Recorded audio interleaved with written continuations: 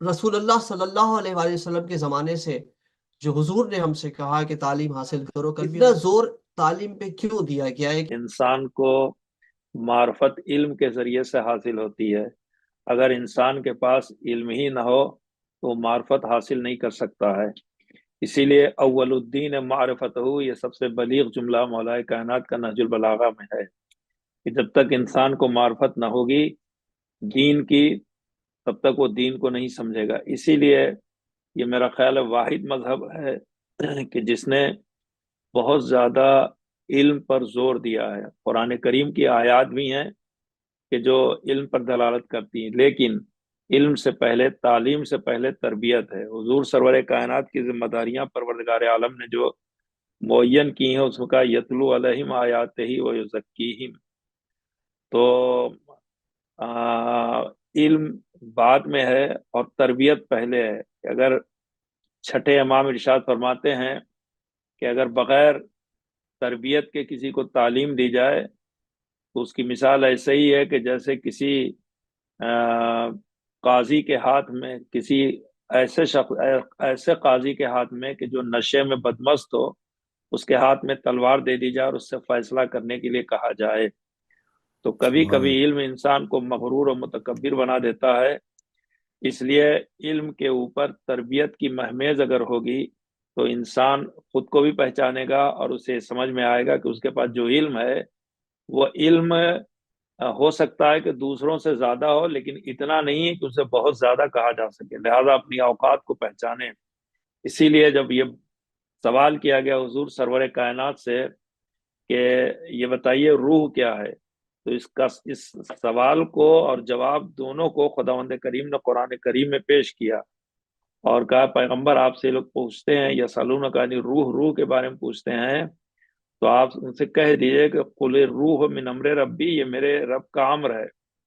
اور اس کے بعد اس سے زیادہ کچھ زیادہ قرآن میں بیان نہیں کیا گیا ہے۔ لیکن اسی جگہ پر آگے کی جو آیت ہے اس میں ارشاد ہوتا ہے کہ وما اوتیتم من العلم الا قلیلا۔ یاد رکھو کہ جو علم ہم نے تمہیں دیا ہے وہ بڑا قلیل علم ہے، بہت مختصر سا علم ہے۔ لہذا اس مختصر سے علم میں فلسفہ روح جو ہے وہ سما نہیں سکتا ہے، یعنی ابھی تمہاری وہ حیثیت نہیں ہے کہ تمہیں روح کے فلسفے کو تمہارے سامنے بیان کیا جا سکے۔ اسی لیے اس بات کو یہاں پر مختصر کر دیا ہے اور کہا کہ جو علم ہم نے تمہیں دیا ہے وہ بڑا مختصر، یہ قرآن کہہ رہا ہے، لیکن جتنا علم ہمیں مل گیا ہے اسی علم سے ہم نے استفادہ کیا ہے۔ اس سے دیکھیے تو بڑے بڑے سائنٹسٹ بھی ہو گئے ہیں، فلسفی ہو گئے ہیں، علماء ہو گئے ہیں، مجتہدین و مراجع ہو گئے ہیں، اسی مختصر سے علم میں۔ تو آپ دیکھیں کہ وہ مختصر سا علم حیرت انگیز ہے لوگوں کے لیے۔ یقیناً جن کے بارے میں پروردگار یہ کہتا ہو علمہ کا معلوم تکن تعلم، جتنا علم تھا وہ سب ہم نے عطا کر دیا ہے، تو ان کا مقام اور ان کی منزل اور ان کا مرتبہ کیا ہوگا؟ تو انہی یعنی حضور سرور کائنات یا مولا کائنات یا جتنے ہمارے معصومین ہیں، ان کا تشخص علم کے ذریعے سے زیادہ ہے۔ حضور سرور کائنات کو پروردگار عالم نے بھیجا، جو سب سے پہلا سورہ پیغمبر پہ نازل ہوا ہے سورہ اقرا جسے کہتے ہیں، تو اس میں دیکھیں تو اس میں تعلیم کا اور لکھنے کا تذکرہ کیا گیا ہے۔ اقرا بسم ربک الذی خلق، خلق الانسان من علق، اقرا وربک الاکرم الذی علم بالقلم، کہ ہم نے آپ کو پڑھنا بھی سکھایا ہے اور قلم سے لکھنا بھی سکھایا ہے۔ اسی طریقے سے مولا کائنات ہیں۔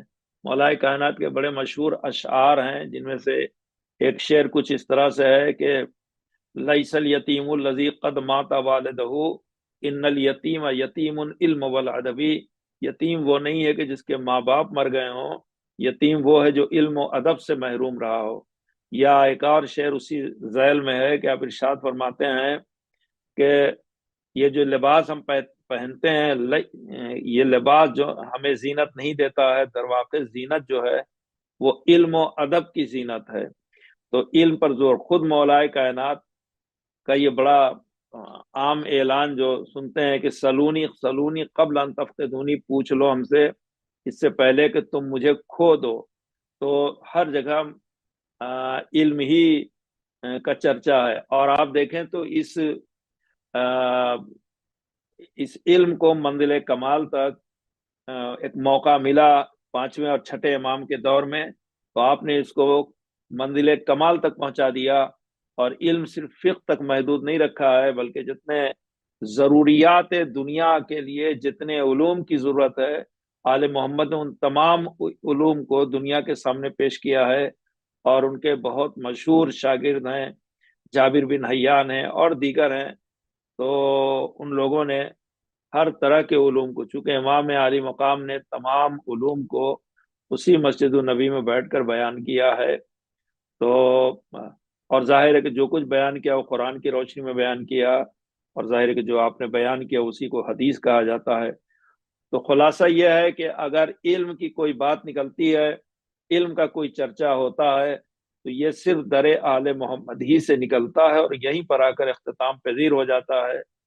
خطبہ شقشقیہ میں مولائے کائنات ارشاد فرماتے ہیں کہ ہم ہی وہ ہیں کہ جو جہاں علم کا چشمہ، جہاں علم کا پھوٹتا ہے، اور ہم وہ ہیں کہ ہماری فکر تک انسان، ہماری منزلت تک انسان کی فکر بھی نہیں پہنچ سکتی، طائر فکر بھی نہیں پہنچ سکتا ہے، اس کے پر و پرواز ٹوٹ جاتے ہیں۔